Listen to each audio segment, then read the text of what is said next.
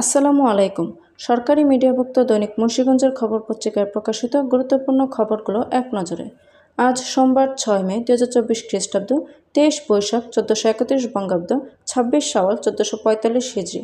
এবার শুনুন পত্রিকায় আলোচিত খবরগুলো।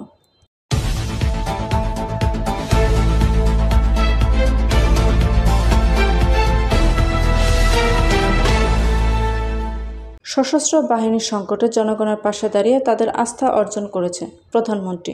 জনগণের কথা চিন্তা করে জনবান্ধব আইন তৈরি করতে হবে, আইনমন্ত্রী।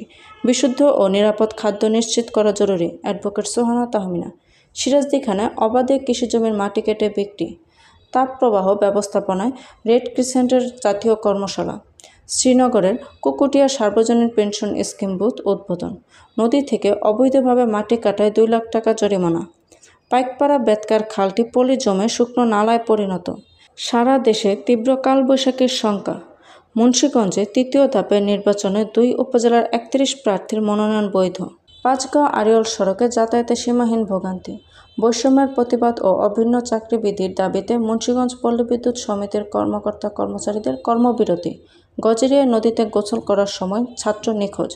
পাঁচগাঁও খালের নিংড়ানো পানিতে মাছ ধরার মহোৎসব। টঙ্গীবাড়িতে অজ্ঞাতনামা যুবকের জবাই করা লাশ উদ্ধার।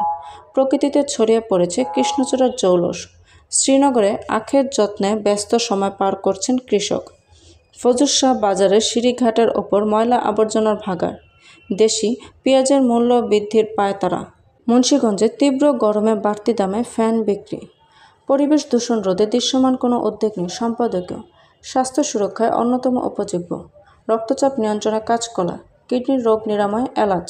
এমনই নিত্য নতুন সকল খবর সবার আগে পেতে অভিযাত্রা চ্যানেলটি সাবস্ক্রাইব করে পাশে থাকা বেল আইকনটি ক্লিক করে আমাদের সাথেই থাকুন। ধন্যবাদ।